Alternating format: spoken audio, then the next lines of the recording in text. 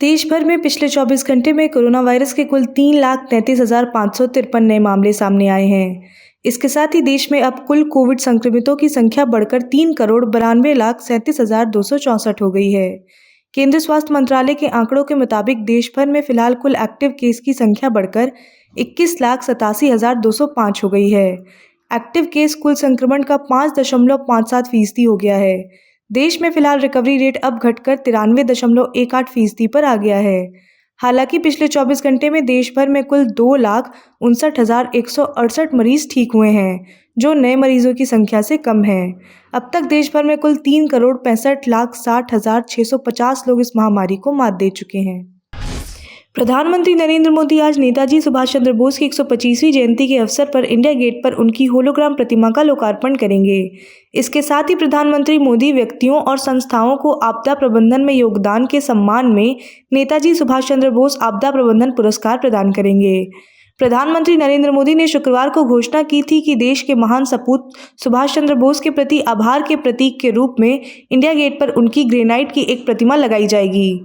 प्रधानमंत्री ने कहा था कि जब तक नेताजी की ग्रेनाइट की प्रतिमा तैयार नहीं हो जाती है, तब तक उस स्थान पर होलोग्राम की प्रतिमा लगाई जाएगी। प्रधानमंत्री ने यह ऐलान उस दिन किया जब भारत सरकार ने इंडिया गेट पर अमर जवान ज्योति पर जलने वाली लौ को नेशनल वॉर मेमोरियल की लौ के साथ मर्ज करने का फैसला लिया था।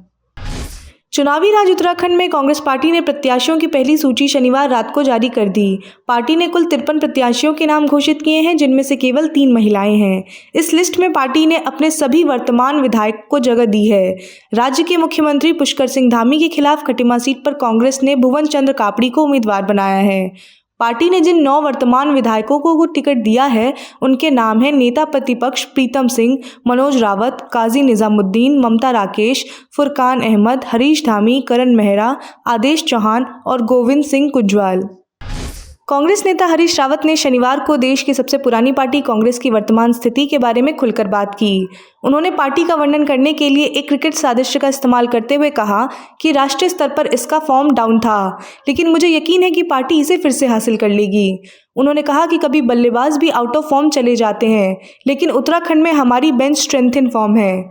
हरीश रावत ने कहा कि अच्छी बात यह है कि लोग कांग्रेस की ओर एक बार फिर से वापस आ रहे हैं।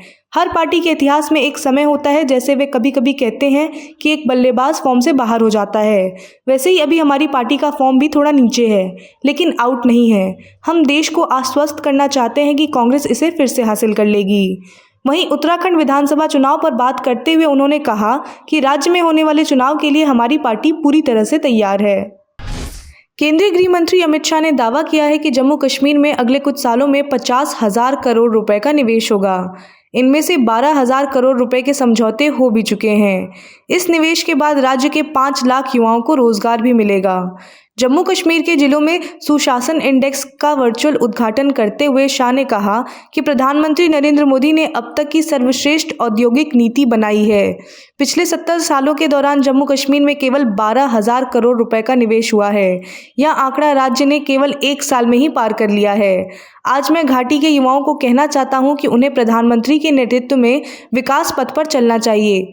जम्मू कश्मीर को देश का सबसे विकसित राज्य बनने से कोई नहीं रोक सकता। युवाओं को विकास के साथ ही राजनीतिक और लोकतांत्रिक गतिविधियों में भी भाग लेकर भविष्य उज्जवल बनाना चाहिए। उन्होंने कहा कि DGGI के केंद्र शासित प्रदेश के जिलों में प्रशासन सुधारने की स्वस्थ प्रतिस्पर्धा शुरू होगी, जिसका लाभ अंततः नागरिकों को ही मिलेगा।